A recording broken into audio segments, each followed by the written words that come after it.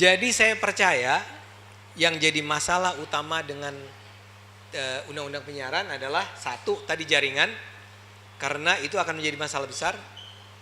Kedua adalah pengaturan migrasi ke penyiaran digital. Persoalannya adalah gini, migrasi ke penyiaran digital ini hampir pasti terjadi. Dia mau ditaruh di mana? Di undang-undang penyiaran atau di undang-undang khusus? Kan timeline-nya 2018. Kalau timeline 2018, logika yang paling sederhananya adalah adanya di undang-undang penyiaran dong. Kalau undang-undang penyiaran keluar 2016, masa kemudian bikin khusus lagi undang-undang migrasi digital 2018? Ya.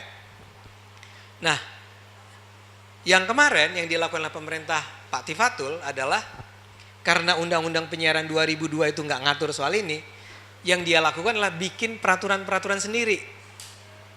Yang ini menimbulkan masalah besar sekarang. Ya. Karena teman-teman harus sadar, migrasi digital itu merombak sama sekali seluruh struktur penyiaran Indonesia. Maka nggak mungkin lah itu diambil berdasarkan keputusan menteri gitu loh. Ya. Jadi memang harus kesepakatan negara ini. Saya kasih contoh. Ada yang namanya pilihan. Ini kita abaikan semua pilihan tentang penyiaran digital, kita mau pakai ala Eropa. Di dunia itu ada 3 kan? Eropa, Jepang, Amerika. Itu harusnya kita diskusikan kan? Tapi di Indonesia kan enggak. Tahu-tahu yang diputuskan apa Don? Jepang ya? Oh Eropa, ya Eropa. Tiba-tiba loh, yang lain nggak diajak ngomong, tiba-tiba Eropa. Tapi sudahlah gitu ya, orang Indonesia kan gitu. Sudahlah, Eropa lah. Tapi kan ada pilihan. Jadi single MOOC, multiple MOOC itu begini. MOOC itu kayak fasilitas penyiaran digital. Jadi dia kalau gampangnya adalah kalau di televisi sekarang tuh kayak cable operator apa? Kayak Indovision. Ya. Ya kayak pay TV. Jadi nggak sama ya, tapi kira-kira itu kerjaannya. Dia itu nyediain fasilitas digital, agregat konten, terus mau pakai kita gitu ya. Jadi kalau nanti di digital nggak bisa lagi siaran langsung dari si station ke rumah-rumah, bisa sih, cuman ada keruwetan tersendiri.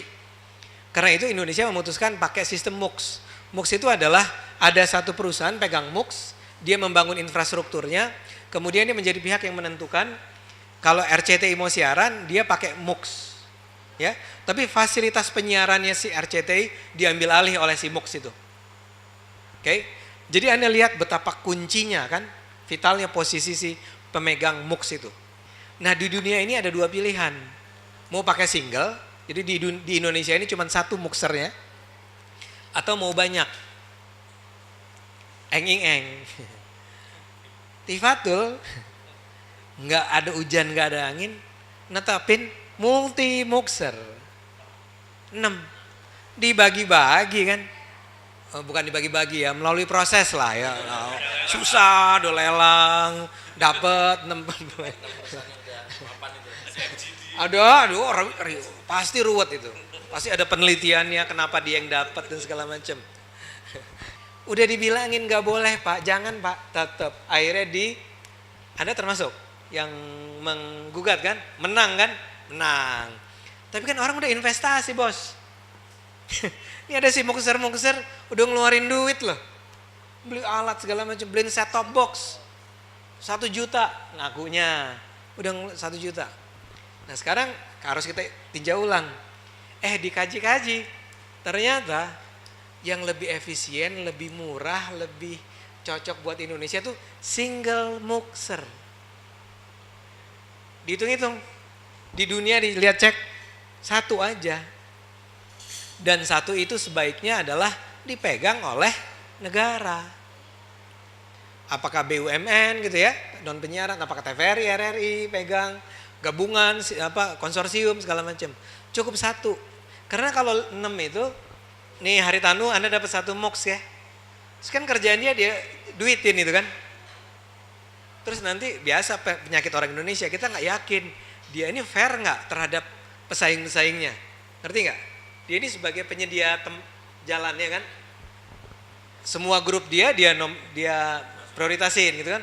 Begitu net datang jangan ikut atau dimahalin atau segala macam kan. Jadi mendingan di negara ini udahlah kita percayakan ke negara aja. Kasih aja ke negara, urusin. Tapi ini harus ditentukan, termasuk di dalamnya kompensasinya terhadap orang yang udah spend duit buat muksar gimana. Tapi ternyata ada jawabannya ya, selalu ada jawabannya. Antara lain gini, jadi itu single mux atau multiple mux.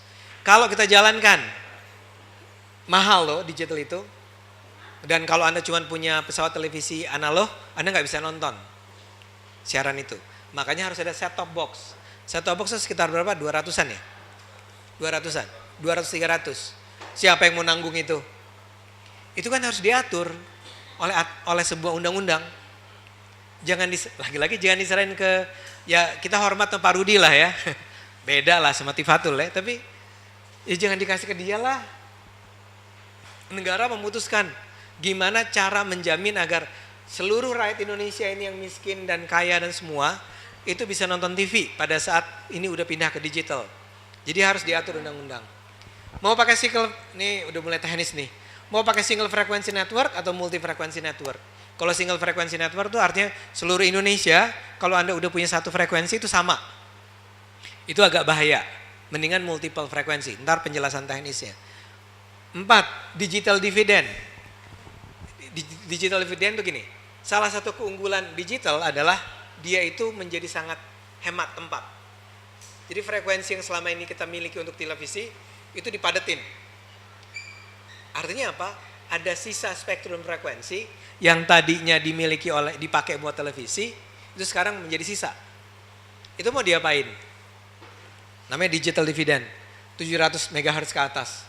Ada perdebatan nih. Sebagian bilang ya dipakai buat broadcasting di masa depan. Ya, Anda kebayang nggak siapa yang ngomong gitu kan kira-kira? Tapi orang-orang telco bilang, dividen kasih ke kita dong, telekomunikasi, ya supaya pelayanan telekomunikasi di Indonesia meningkat, bla bla bla. Siapa yang harus memutuskan? Menurut saya undang-undang. Ya, mau buat siapa? Dan kalau nanti mau simulcast ada ya, artinya adalah siaran bareng atau harus begitu dinyatakan digital, semua pindah ke digital. Itu keputusan-keputusan yang konsekuensinya menyangkut kepentingan orang kecil gitu. Setiap orang, bukan orang kecil. Setiap orang termasuk orang banyak, termasuk petani, termasuk buruh, termasuk segala macam. Nah ini gak kunjung diselesaikan. Jadi kayak gini, ya nanti aja lah. Tapi nanti aja itu kapan? Ngomongnya 2018, udah harus jalan. Ini 2015 akhir, 2016 keluar undang-undang penyiaran. Ini masih berantem. Mau kapan lagi? Ini betul-betul kalau kita ketelikung gitu ya. Ini udah mainannya pemodal besar aja. Selesai aja. Dan saya percaya Pak Rudi gak cukup kuat juga kali ya. Ngelawan tekanan-tekanan itu. Kayak ini kan, orang-orang yang udah pegang muksar itu akan bilang, kita udah ini nih duitnya. Udah keluar. Lu mau bayar gimana? Kalau kita akan bilang ya salah sendiri ya.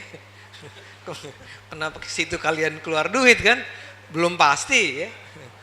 Tapi salah satu jawabannya adalah negara tuh akan sangat untung dari digital dividend.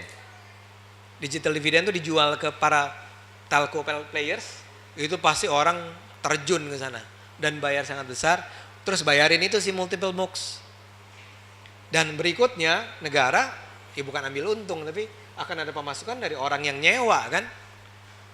Jadi kembali ke negara, bringing the state back in, menarik kembali negara ke dalam dunia penyiaran.